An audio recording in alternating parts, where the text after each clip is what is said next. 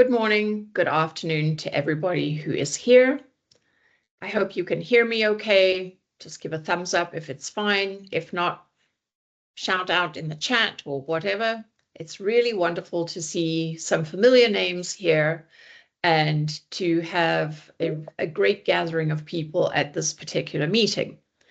For those of you who don't know me, I am Ursula Erasmus. I sit in Canada, halfway between Toronto and Niagara Falls, because I think Canada's a big country and people are very curious always where I'm actually located.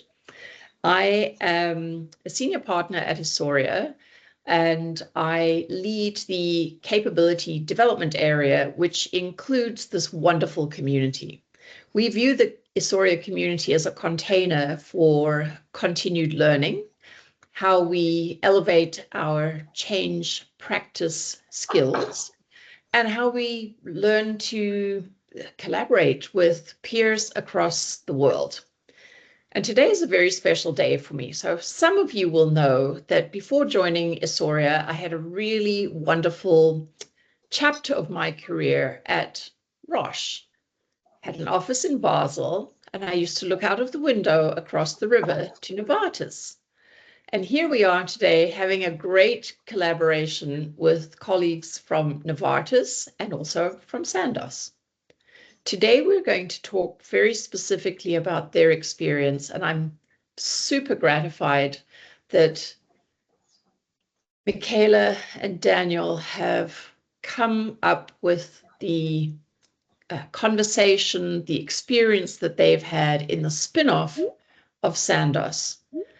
This is a change story that we all need to pay attention to, because when I sort of scan all the documents that come across my desk, I see organizations are constantly reshaping. I have to say that pharmaceutical companies have done this for a very long time because of many things, including generics and genetics.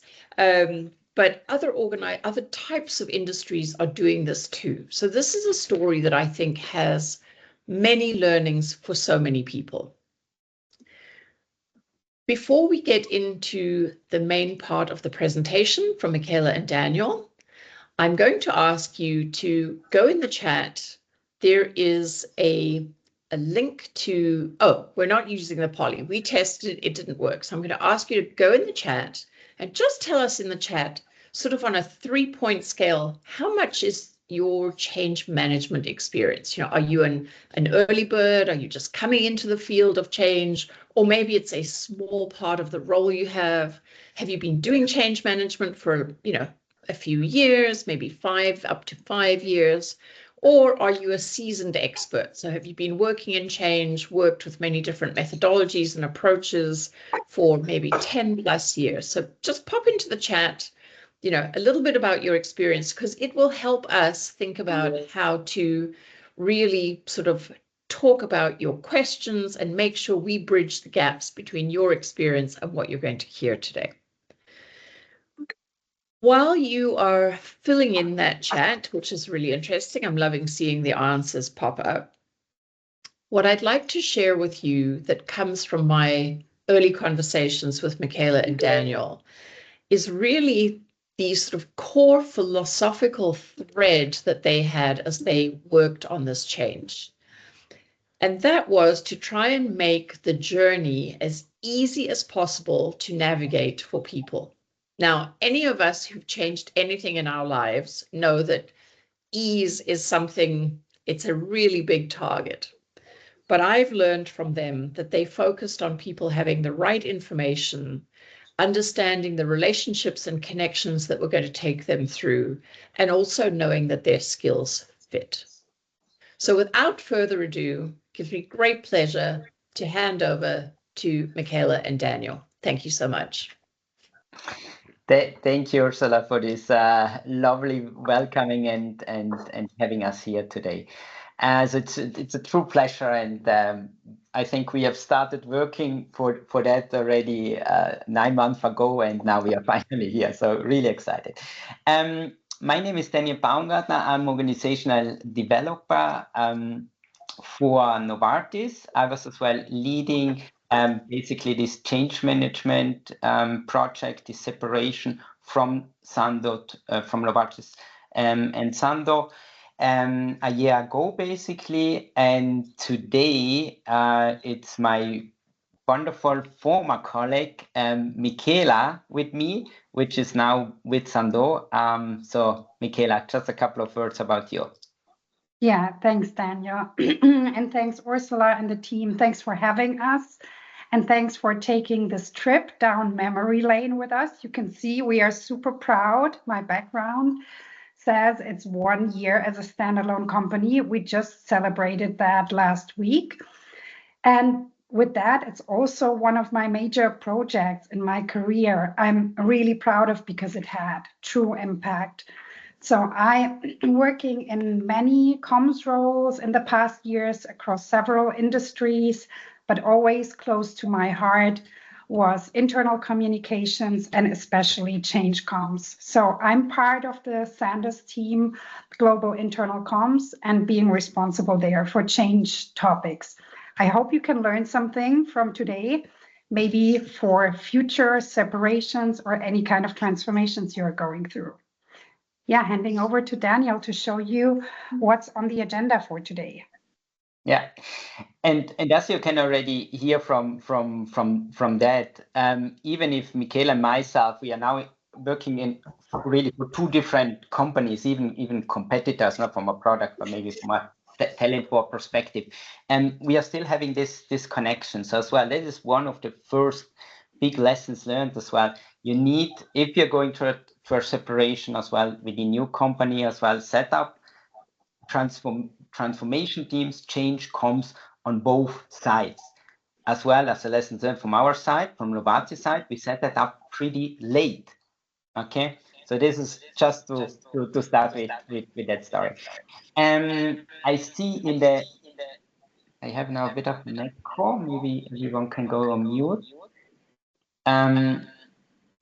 So basically what I see in the chat is that we are having quite decent, quite a lot of experts here in the call, so that's great to see. So we can really jump as well to the details. From an agenda perspective, we thought, so this was more than a 1 year project, so probably it's always difficult then to really come to a good solution of how many details we're showing, on which level of degree we are staying high level. So we thought we were kind of bringing both of it as well, then mainly covering the why, what is the big picture, then going more on what from a change management perspective we have done, then really bringing some specific details. And with that, it is more with this PowerPoint slides for the next half an hour. But then Michaela and myself will as well go in a bit of a conversation style, a bit of an interview style. But feel free to raise your hand or to place your question in the chat. Then we will try to take that up during the interview style conversation, or then even during the Q&A, where we are still planning to have at the end for 15, maybe 10 minutes. Okay. So that said, big why. Why are we doing transformation? So overall, from in the pharmaceutical industry, and Ursula already mentioning that is quite a trend. So as well, within the last years as well, you have seen the news probably about Johnson & Johnson, Pfizer, Merck. They have done similar separations. And as well, Sanofi, just currently within that quarter, is still planning to spin off their consumer health business. Now just a bit of a history. So the roots of Novartis, they are going back in the 18th century. They've been a pure chemistry industry. Then they have been turned around the 2000 years to a quite diverse medical industry. And then with taking over from Vas as well, which was the new CEO, which is the current CEO from 2017 onwards, there was more this strategic change to really become an innovative medicine company. Now, 1996, there was Ciba Geiger, a pharma company, and Sandoz, which kind of merged. And as well here you see with Sandoz, we had almost a 30 years of really two companies coming together, working together, living together. Now the Sandoz separation was highly complex, really bringing it down. We had different other divestments and spin-offs, like as well with Alcon. But for example, Alcon has been bought in, merged into Novartis 2010. So it was even a bit still separated, and then 9 years after it has been spun off. With Sandoz, we have been so heavily been integrated. And as well from an employee perspective, you see we've been coming 2018 around 120,000 employees. And nowadays we are around 70,000 employees at Novartis side, and Sandoz is having around 20,000 employees. And with releasing Alcon, GSK, Roche, stakes, and as well the last big puzzle piece was really Sandoz with the generica business. Now we are really, can say we are now an innovative medicine company. That's just as well for your understanding, because if you, as you can see on the next slide, a separation is probably, or for me at least, it was the most complex project what I was ever in. So I had as well 9 years of experience with Accenture, mainly doing the system implementations. As well, all of you who have done that know what that means. As well, transformations, as well, then merging, as well, internal business, restructuring, and so on. But really the separation per se, that is basically involving every single function, unit, starting kind of from legal, that tax implication, from a financial perspective, from a property perspective, from a strategy perspective, from a customer relationship perspective, this entire as well focus or highlight what you're as well getting from external media on, then basically on both sides, up to protection, physical protection from an IT infrastructure perspective, but even really a physical separation. So there have been built up new walls to make a separation now between Sandoz employees, new entrances, and for Novartis employees. So really, it was a huge impact, huge complexity. And as well, that is then as well reflected within the change and comms activities. Now on the next slide, just to give you a bit of a feeling of the numbers. So more than 20,000 IPs have to be reviewed. More than 9,000 employees have to be transferred from one side to the others. In certain countries, like I'm in Austria, there was Sandoz was always big. That was the only legal entity, and the Novartis business was handled over that legal entity. Then as well, a new Novartis legal entity had to be built up, because as well here the new legal entity was there. And then again, we have been initially one HR team. That was then at a certain point in time a split. We made a kind of a separation party and said, okay, we're wishing you all the best. And we as well moving out of the building, we are going even to another side. And the Sandoz colleagues remain there. And as well here, this whole thing of the psychology of a change is a topic what we cover then as well afterwards. 3 shared service centers. Again here, which teams are still providing services to the Sandoz colleagues. That's as well still going on as well. That's a learning. So there is not a clear day, and then on that day everything is on Sandoz and they are doing everything alone as well. Therefore, this entire year wasn't enough. So there are still dependencies and as well services which are going to be delivered. Just to give you a bit of an impression. And on the next slide, clearly the question will be, was it worth it to do that? Was the separation worth? There are several KPIs and metrics kind of measuring that as well from a culture, from an engagement perspective. But what we really see from a strategy perspective, even from an engagement perspective, from a resource allocation, all that now works out. there was never an interruption as well from a business continuity perspective. It was as well great to see there was always a big, and as well one part is as well shareholder, that's as well a stakeholder. And as well, what we have seen here was bringing here from the last year. Then basically, Sandoz was as well listed on the Swiss market index. You can see Sandoz was going up even 30%, but as well Novartis was going up 13%, and especially considering Novartis had within the last years more a lateral move of his share price, and now it really went up. So as well from a market investor appeal, that has been really been appreciated.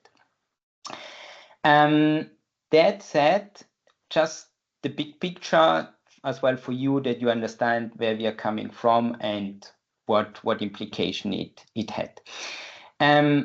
What have we done around change management? I think we have nothing done what you as experts wouldn't be aware of. Let's put it that way. On the other side as well, we know it's not always easy to get even the basics right. But here I think we really have a really strong change methodology in place in Novartis, which is called Change Navigator, that is since years in place. We are basically, and I'm saying we are all speaking the same language, it's probably a bit too much, but we have a common understanding within the change expert groups, with even in the functions, but as well with HR, all know basically there's the Change Navigator. There are the tools, there are the templates which are available. So as well, we have more or less common language, we have a good understanding of those tools and how we approach and change. So that I basically mean with following. On the other side, we had a lot of transformations as well. We made a bit of experience as well with the Alcon spin-off, but as well here, to be honest with you, has there been a lot being documented? Did we really reach out and back to the former Alcon team? Yeah, maybe there's as well a lesson learned what we can do better. At least out of that change, we now really created a change separation playbook. So a dedicated change playbook, how to do separations, even if we are not expecting such a big separation within the next years. So as well on the next slide, you as experts, you will see nothing really which is surprising you. So we as well have been integrated in our overall program management office. There was clearly this change and communication engagement work stream. We've done a proper stakeholder analysis. We have done a proper change impact assessment. Based on that, we build up our communication activities, the change readiness activities, identified the target groups which need additional trainings and enablements. And then what was a bit more kind of special around separation, probably as well to focus on that, is this entire branding, creating identity, but not only for Sandoz, kind of, but even for how is the feeling for those which are staying with Novartis? And is staying the right word? Or is that the parent and the other one is the child? Or is it kind of we are getting now separated and the others, they can go to something new, but is more exciting, and we need to stay with the old? So as well here, you already see a lot of emotions in on both sides, positive, negative, which you kind of have to deal with it and as well to manage it. That said, I think I'm already handing over to you, Michaela, so that you can now give us really some concrete example of how we have done that. Yeah, thank you, Daniel. No, that was a good overview. And I want to tell you a bit about the how, what was done, what arrived at Sandoz employees. So I really want to show you how that looked on the screens, in the town halls, in their inboxes, what was done through this 1 year of the spin-off journey. Yeah, and I know it's been really a record time, what I've heard. So usually you have like 2 to 3 or even more years to prepare for that kind of journey. But the approach was really a more generic approach. Let's execute it, fix it later. So we went through that really in 1 year.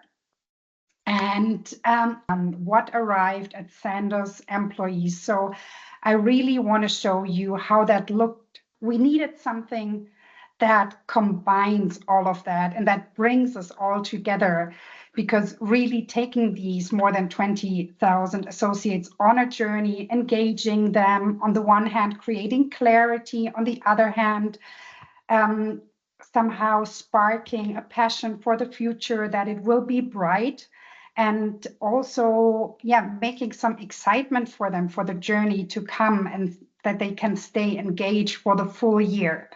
So this is why we call it our platform in our comms language, that is Generation Zero. And Generation Zero really makes the employee as the main character or protagonist, if you want, in the story. So really shaping the future of Sandoz and of the healthcare, and we are into it together. We are a generation. Somehow we are starting from scratch. It's a new company, even if it exists already 100 years. So that was the creative spin to that all. And I want to go a bit into more detail on the several tactics we had. But first, I want to show you a 2-minute video that summarizes a bit of the spirit that employees had. So bear with me a second, and I'll start the video soon. And just to appreciate the time, this entire campaign, this entire look and feel, that was pretty new and pretty different than what we initially had at Novartis.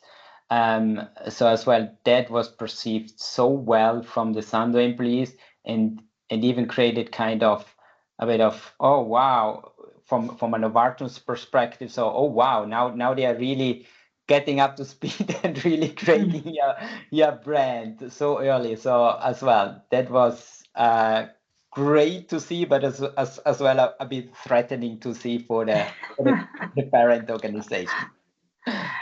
Okay, let me play that video. As the founders of a new standalone company, it will be a busy, but also an exciting and rewarding time. I want everybody to feel ready to take on the challenges of 2023 and what will be an extraordinary year. We are the founders of our new company. We are Generation Zero, and that's an incredible special opportunity. We started talking about Generation Zero, so the founders of Sandoz, and that's really resonated with my teams and the organization in terms of the opportunity to create the world's largest biologics and generics company is a unique privilege. Here we are, day one. Today, at 9 o'clock local time, we will ring the bell at the Swiss Stock Exchange in Zurich, marking the beginning of our life as an independent company and the start of an exciting new era for Sandoz. This is a huge historic moment for our company and for each and every one of us, not to mention an incredible achievement. Here's to us, Generation Zero.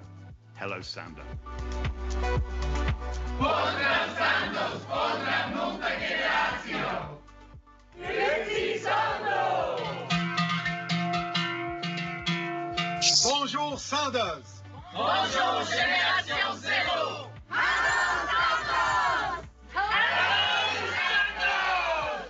Bonjour Sandoz. Bonjour Génération Zéro.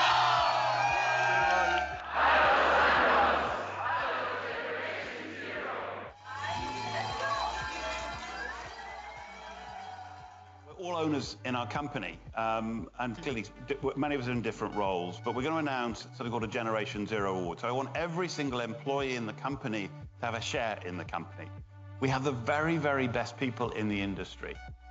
We have pride and dedication. It is evident in our purpose, in our values, and our commitment to reaching this historic moment today.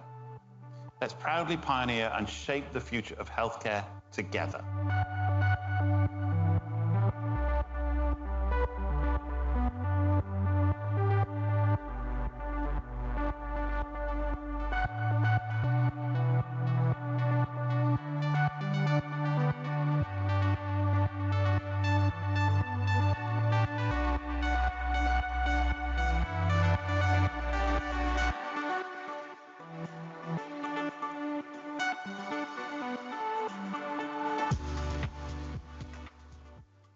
Yes, so thanks for your attention. I'm just quickly going back to the presentation.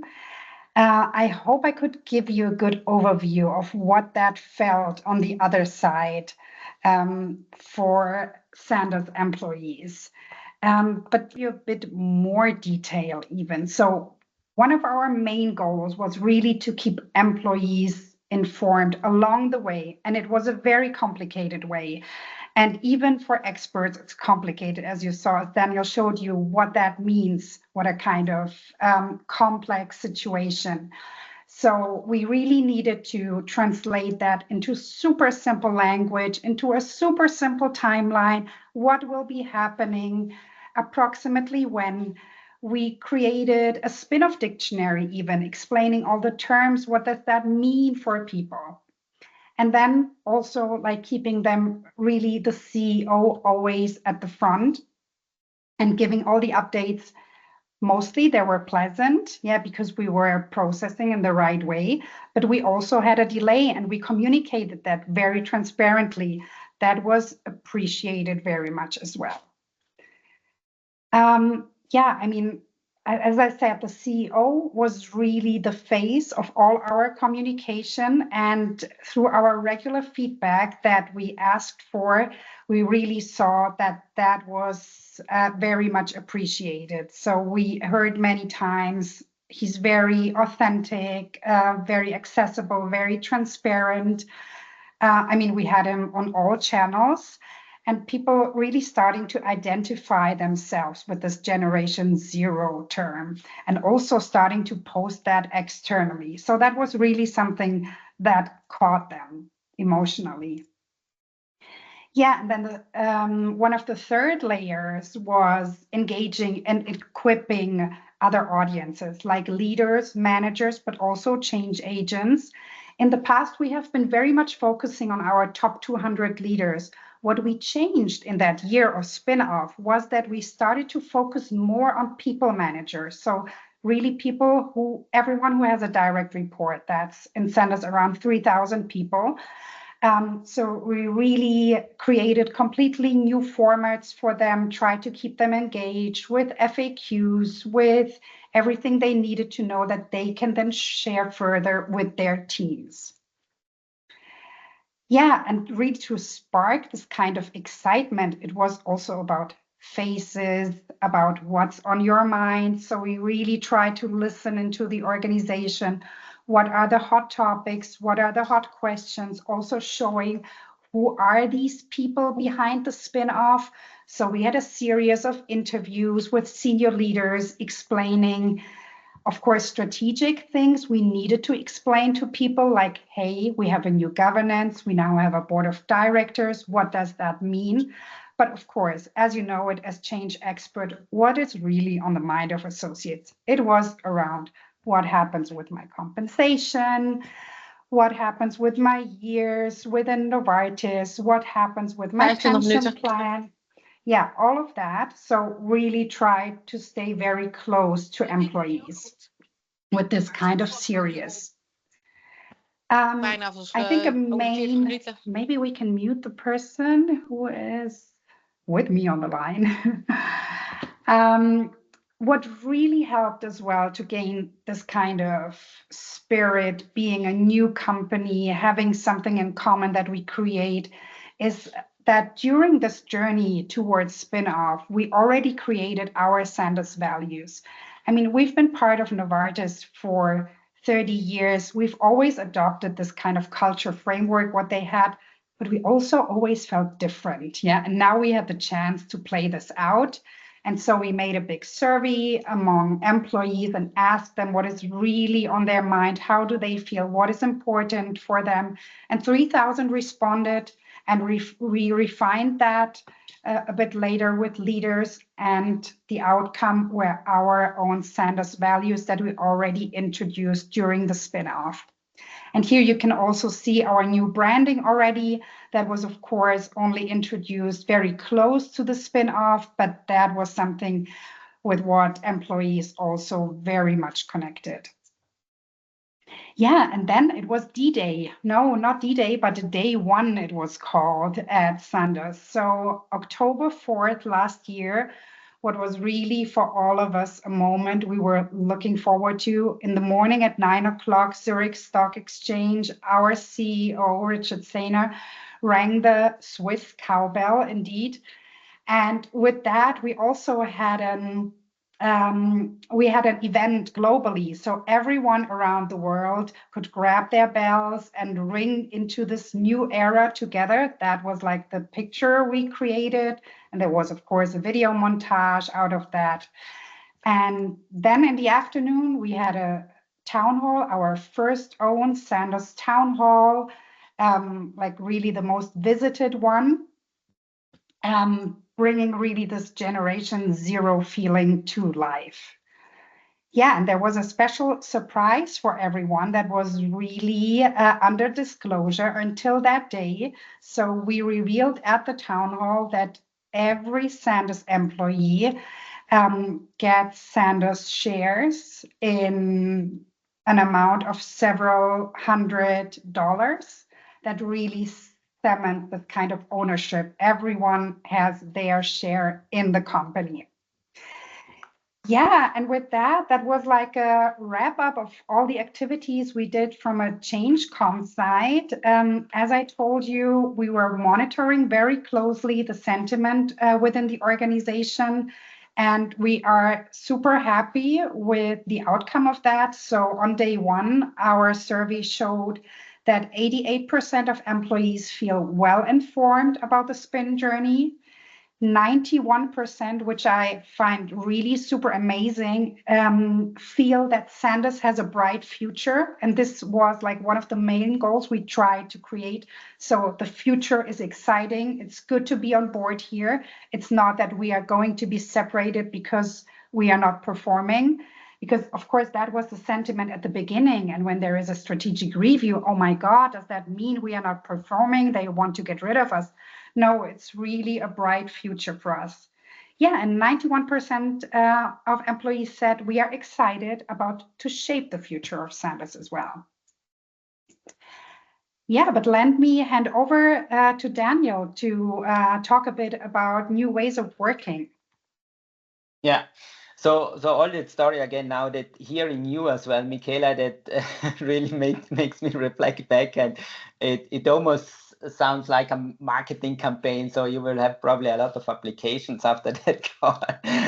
So it really sounds too good to be true. But at the end, really, as well, what the associates have seen was really that, and as well was really perceived as Michaela said, still a couple of things in the background as well. So again, getting the foundations right. So we had a really strict central managed communication plan where all the activities have been managed, and as well messages have been aligned, because on a Novartis side, for sure, we didn't have so many messages to the employees like Sandoz had. As well, but we had as well to communicate one or the other thing as well. So as well, here was always this fine balance what we had to try to figure out. Distribution lists was long time a big issue still for us.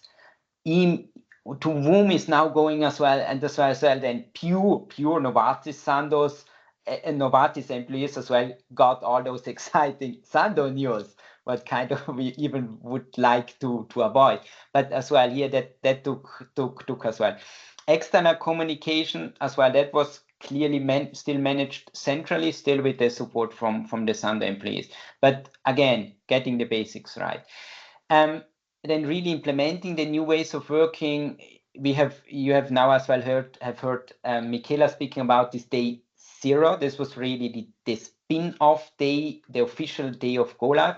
But basically we had as well at day zero where we had this transactional readiness phase, which was July 1st, where we already kind of made a unofficial split where we already, and then from July until October, that was kind of this rehearsal phase where we already acted kind of two companies, even if not kind of legally fully approved. And here we already tried things out as well. Here we have already provided the trainings, how as well teams which are still working together need to interact, what is the way, what I'm allowed to do, what I'm not allowed to do around then the spin-off day. And as you can see here, those examples. So really, we created personas on both of the sides, we created scenarios, and we really fleshed out what to do and what to not to do. Even to overcomplicate things, not all the countries have gone live on the day 0 in October. So even we had around, still there have been smaller countries, not complex countries, but I think more than 20 countries which had another go live date than really with the Sandoz legal entity due to tax reasons, due to legal constraints, and so on as well. All that kind of to consider. On the next slide, you see then as well, we have done as well an official closing as well to say it's really a separation. It's both people who have been working so long together, now they are kind of splitting up. And as well, we had Viva Engage as our internal platform, similar to company Yammer, where then we created a page, Good Luck for the Future, where all people could basically give some wishes to associates from Novartis, vice versa. And here we had more than 5,700 views on the site, more than 600 active associates playing on that site as well. So really as well to give a forum to those employees, to teams as well, to officially kind of saying goodbye and all the best. Then as well, we kind of, from a Novartis side, we say, wow, they are really making great things. So as well, we kind of need to contest here. And this rebranding happened at a later stage. So that was not intentionally as well, not been done during this transition phase or directly in October. So that has been then coming up, I think, November, December, then the same year, 2023. Just as well to give an impression here. And then as well, we as well measured the change effectiveness of how that has worked out. Here we have an established tool as well. We have our quarterly company survey with around 18 questions, as well asking engagement, well-being, and those kind of things. So we measured here before the spin-off, around 1 month before, and we kind of reviewed all the comments. So basically we have done an analysis via AI, putting all the comments in, and then said how many, so overall how many comments do we have from a qualitative perspective. There have only been 321, which are only not even 1%. About spin-off, separation, and so on and so on. And then we saw, okay, that is kind of is fitting in the overall picture as well, what we have heard in interviews, what we have heard as well directly from employees, what we have perceived as well from other channels. And then as well, we have done, once we had then the survey, again, as you can see on the next slide, in November, so basically 1 month later, then even the numbers further went down.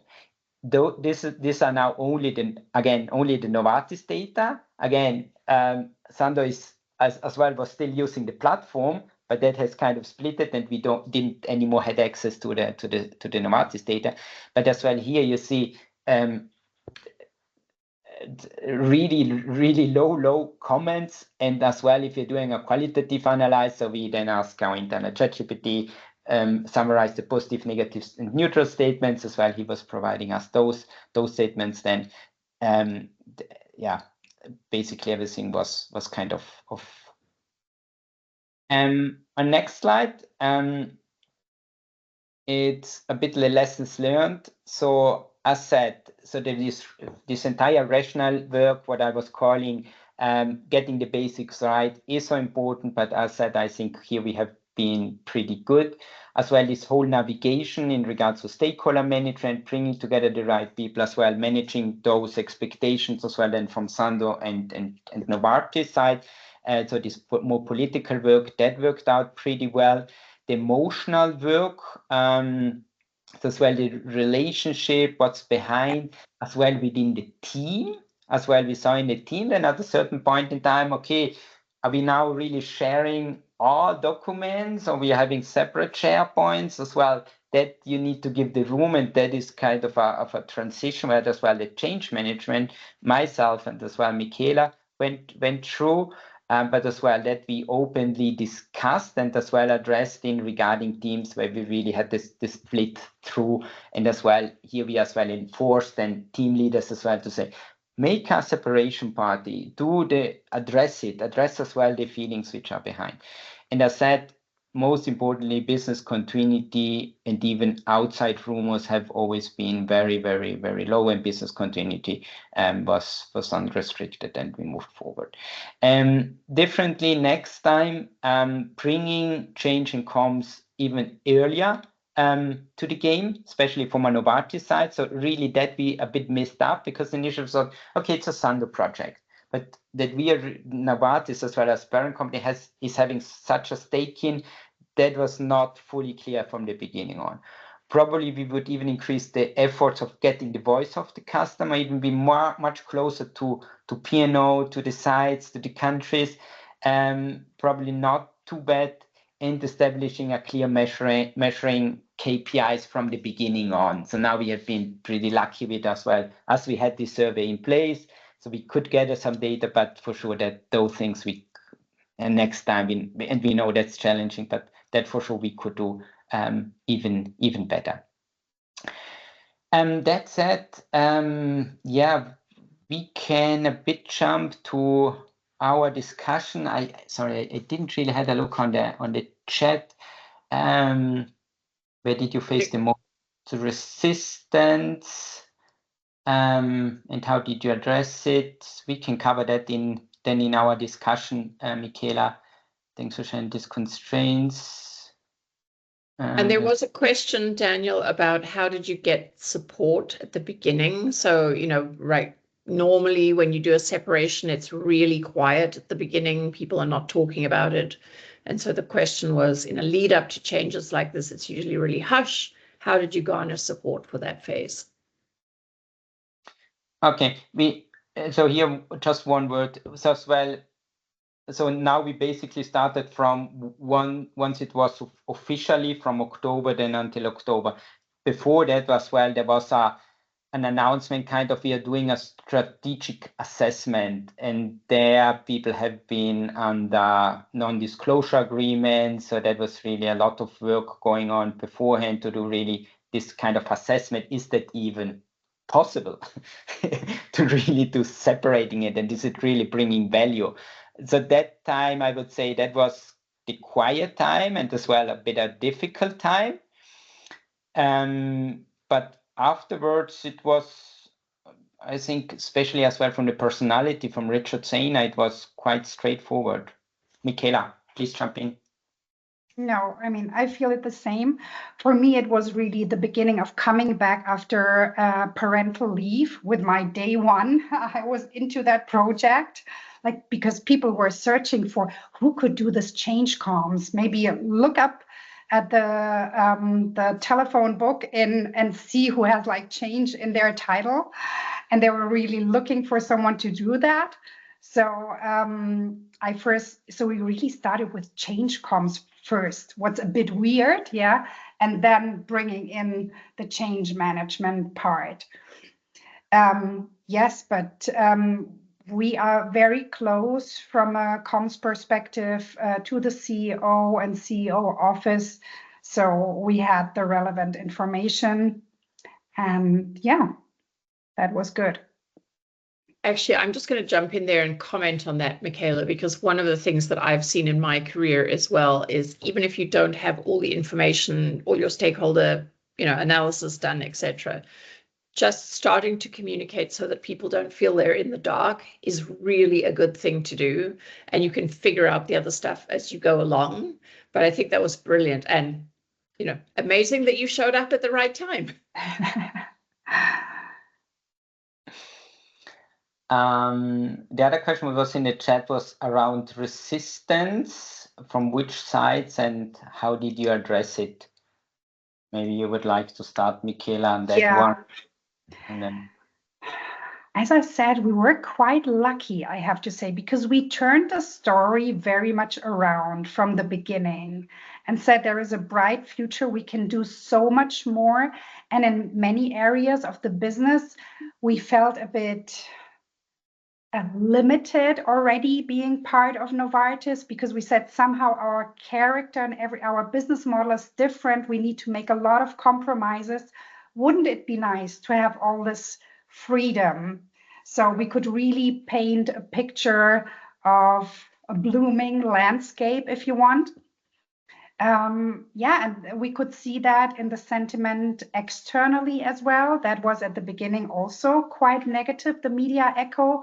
But until the spin-off, we turned it completely around. I mean, that always helps sentiment internally as well. When you read in the newspapers, hey, the investors are having hope, the journalists are having hope, this is a good move to do. So I have to say, we didn't see, like in this first year while preparing for the spin, much of resistance. Of course, now we are standalone. Now the world looks different as well. We are going through tough decisions as well. We are going through an IT migration. We need to deliver quarter on quarter. So now, of course, life looks a bit different as well. And as you can imagine, so as you have seen in the slide before, we had to move employees from Novartis to Sandoz and the other way around. So probably there was before we have started that process, and as well before we kind of set the principle of how to doing this separation, there was a bit of ambiguity in the system, I would say. Once we defined the rules, and for certain areas it was kind of obvious. So if you're working in a manufacturing, in a generic antibiotics manufacturing, clear, those employees are going there. But then there have been those cases which have been working for Novartis and for Sandoz, and basically 50-50. And then then there the discussion started, and as well then from leaders and from both sides saying, yeah, but I would like to pick that one and this one, and you can take the other one. So that was already a bit the starting of this fight of the talent war. Just from an employee perspective, we expected a bit more kind of resistance as well. But even there, and I just can speak here about Austria, where we had around more than 5,000 employees. We had kind of less than 10 cases where people then really went up to the work council and said, I'm not satisfied with how I have been mapped. But as well, because we made this process, the rules really transparent, we agreed that as well with the work council. So that was as well an important stakeholder during that process. And therefore as well, a couple of cases has been discussed. And as well afterwards, one or the other before the spin-off as well was moving backwards. But as well, I was speaking with our talent acquisition, with our recruiting team the day before. We haven't seen big movements in of the countries, and I think that was really worth, because we had made the rules so obvious, so transparent, and now clearly, we have a competitor on the side. From a talent war perspective, clearly not ideal, but it's regardless if it's Sandoz or if it's Roche. So and that side, and in most of the countries as well, there was a fair competition. So from that perspective, I would say, all good. Move on. Yeah. We have one more question I see in the chat, and then I have a question if we have time. Yeah, I see a question on the Generation Zero creative platform. And I mean, that was also thanks to the creative capacity of our agency, Fleischmann-Hillert. Of course, we came in with a couple of ideas. We were playing around also with the founders of the company, but it was always a bit weird. Are we now really founders? Because this company, if you want, it exists already more than 100 years. And we are, if you want, the basis of Novartis, where it came from. So what could that be? And I think even a comms colleague threw that in, like, what about generation zero? And it was like, yeah, okay. And then we tried it out in this video, where you saw a snapshot between Vas, so the CEO from Novartis, and our CEO discussing, and he picked it up. And then everyone identified themselves. So it was a bit of a, yeah, it just started, and it was a bit viral then. And then we said, okay, this is definitely, this is the platform. That's awesome. When something goes viral in the Yeah. in the best possible way and change, you get a whole lot of other energy. So that's just what we all hope for. We always think that's the miracle when we're doing big transformational change things. So I have a question. I think we've only got 4 minutes left. So I'm going to suggest that I actually share my question. I'm going to speak about it here, but I'm actually going to share it with Daniel and Michaela afterwards by email, because I'd really like to get their answer on this, and I don't want to be rushed about it. And then maybe we can share it in the summary. So if Michaela and Daniel, you are willing to entertain this question. But having had many experiences of very massive change and been parts of spin-offs before, you obviously have used a very classical change management approach, and you were very clear about what you were going to do when. I also know the reality, it's a little bit like ducks swimming on the pond. A lot of stuff is happening under the water. And my question that I'd love to get behind is, can you look back and say, actually, despite the fact that we sort of used a classical change framework, many times or sometimes we might have been working in a more agile change way? So I'm going to leave that with you to think about it, because I would love to actually just get a bit of reflection on that. I know that many people who are on this call are probably also sitting in situations where they don't have a ton of resources available to do really big work. And one of the things that I'm very keen on is helping people bridge between that classical framework or skeleton for change management and figuring out where more agile approaches just help us make a jump forward, because we can include others in a sort of more comprehensive way. So I'll leave that as my question. And if you're willing to engage, great. If not, I know you're very busy people, and we've already got an absolute ton of information and content from you. So without further ado, I'm going to start wrapping up this call. And I think there were 3 things I took away, which was so amazing. One is, Daniel spoke about both sides in this dance really focused on the psychology of change. So important, despite the fact you have all the sort of business pieces around infrastructure, systems and process, technology, metrics, obviously driven by the strategy to do this spin-off. At the heart of it all is people, and you both really seem to be very clear that the psychology of change was important to the success. I also really loved the fact that you managed, through the way you're working, to keep noise to almost zero and rumors to almost zero. Kudos to you, because that is one of the hardest things to achieve in any change. And I think the other thing that I would say, just as sort of an overall acknowledgement of the way you and your teams worked, is I see a keeping it real approach. And in many organizations I have worked in, change has sort of been over-engineered for these big initiatives where you're talking about spin-offs, and obviously people are very keen on what happens with share price, etc. But keeping it real long-term, I think, actually makes a bright future possible. And so listening to your story today in detail, it really feels to me that keeping it real is part of the culture of your organizations, and how you've actually sort of stitched that into the change journey to make it easy for people. So at this point, I'd like to say a very big thank you to everybody who signed on and joined us today. As you know, if you've been part of any Issoria community events, we always send out a summary. We entertain any sort of questions and thoughts you have afterwards, so you're welcome to connect with Jen or myself. Michaela and Daniel, this has been a long journey. It's been 9 months of us talking about this, and I've learned so much along the way from both of you. But most of all, I just want to thank you for your willingness to show up. I think we should celebrate the belated birthday of Sandoz today. So I'm going to figure out how to do that in my world. And just an enormous amount of gratitude for both of you to come and join in our community and share everything that you have today. That's wonderful. Thank you so much. Thank you. Thank you. It was a real pleasure as well. Good questions from the participants, and as Michaela was writing, same here. Feel free to reach out. I'm happy to have some further discussions. Wonderful.